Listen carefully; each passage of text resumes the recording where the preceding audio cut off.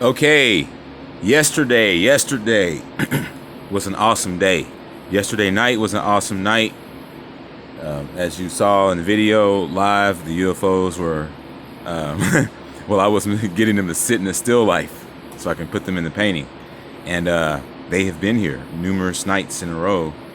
And obviously the people that live here don't want to give it any credit. No, UFOs are out there anyway. It's just like, get out of here. Nobody wants to give it any credit because they know. But when they do that, you know who they are immediately. So let them expose themselves because this shit is too extraordinary. All right. So yesterday after I made the hammer video, guess who shows up in the clouds, fastening something with his hammer, bringing forth the coin phrase that Jesus is a carpenter. Gabriel himself up there hitting something. The clouds were kind of obstructing it, but he hits it and then he looks back and he kind of smiles. And I was like, man, that dude is so happy right now, man. It's so freaking awesome.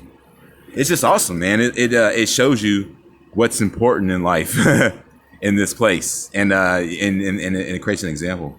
But yeah, he looks back and I'm like, wow.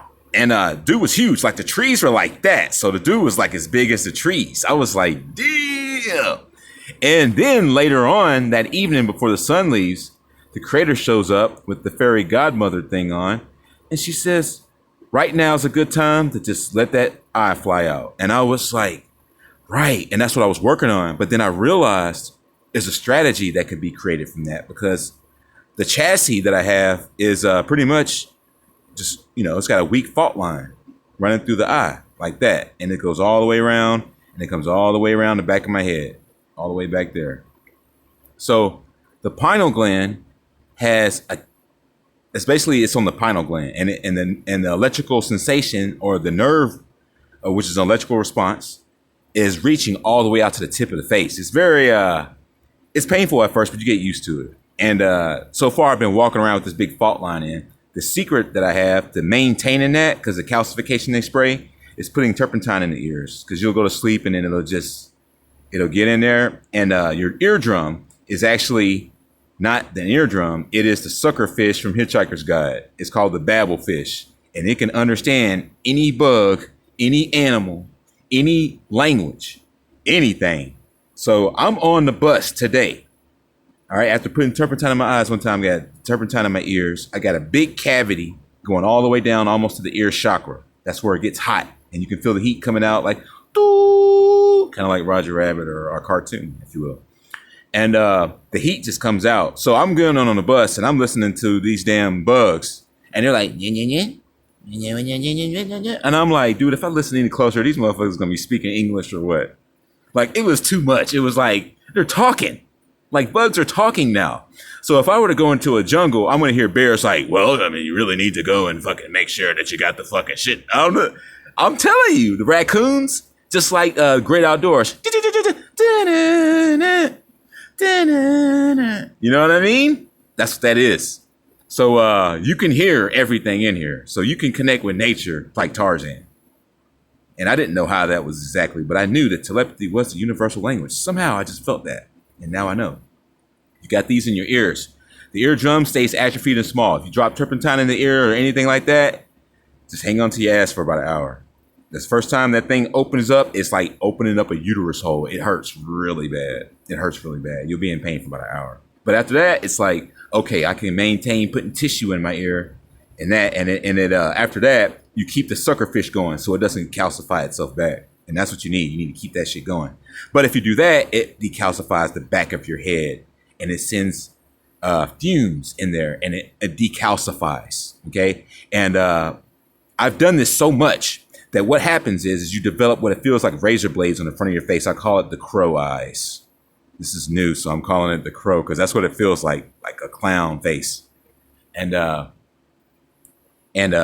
have it a little bit right now. But what I'm going to do is take a break. I'm going to smoke a little bit, maybe take a shot or something, and then go back outside and hit turpentine on the way out. As soon as I get down the hill, hit turpentine again, hold the eye open just like she said.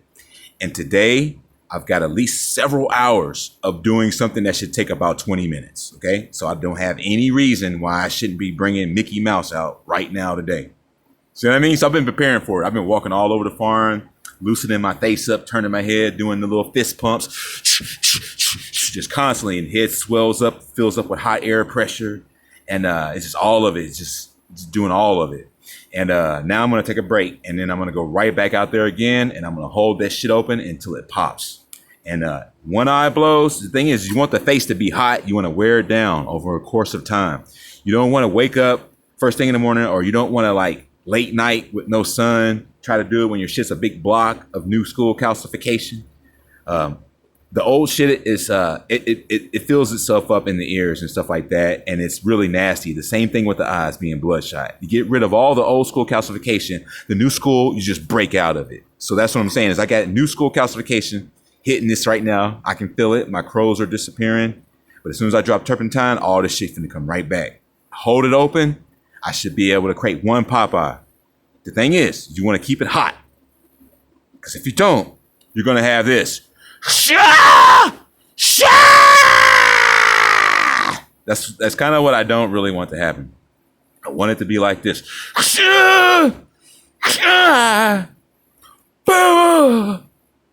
what I mean? You don't want it to be like dry and cold when it just so happens to say I got enough pressure to break out. You want that shit to be hot and malleable. So that's what I've been doing. Walking around, just keeping myself hot, turning my head, keeping myself hot, inducing this cracks. This feels like a migraine cluster headache of epic proportions. But eventually you get used to this, you know you can do everything else. If you can get used to the electrical shocks that you get from wearing those turpentine bands I showed you, then you can get used to everything. And that's what you got to realize is that if you're inducing that kind of shit, I was up north, I couldn't feel a thing. I electrocuted this reptilian guy, shocked the fuck out of him, and I didn't know I could do it. I didn't feel shit. Now that I'm burning myself, now you're lethal. Now you're fucking lethal. See what I'm saying? Let that shit ride, man. Keep shocking yourself. Keep doing it. Keep sun gazing. And let's go, folks. So today I'm going to induce a Popeye. I'm really excited about it. I've got several hours to do what's going to take about 20, 30 minutes. Welcome to Grimnasty TV.